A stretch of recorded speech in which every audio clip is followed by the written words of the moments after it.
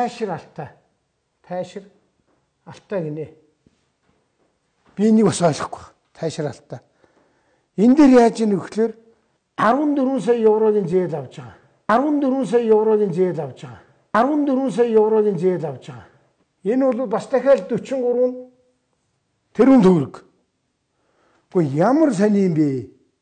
Энэ Амгаланбаатар гэдэг хүн Говьалтай аймгийн засаг дарга хийж байхдаа өчнөн олон жилээр яриад огт бүтэхгүй байсан одоо Алтай хотын иргэдийн цэвэр усны хангамжийг завхан голын тэнд хувийн хөвшил цэвэршүүлэх үйлдвэр бариад тэндээс цэвэршүүлсэн усаа зөөгөөд аймгийн төв дээр авчир тараагаа хийцсэн юмыг тэгэхээр энэ хүний хийцсэн тэр дотроо төрөөс мөнгө гарахгүйгээр хувийн хөвшлөөр хийцсэн юмыг яах гэж байгаа юм та нар.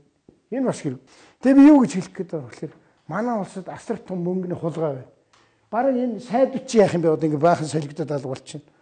Тэгэхээр энэнийг хэрэгжүүлдэг гадны хэдэн хүн, дотоодны хэдэн хүн л байна.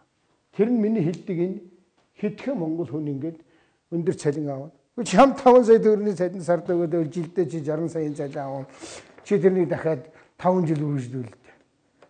300 сая төгрөгийн цалин авна. Ийм юмнаас бол Монгол улсын бодлого алдагдаж бид нар ийм юм дээр асар том хэмжээний алдагдал хүлээж байна.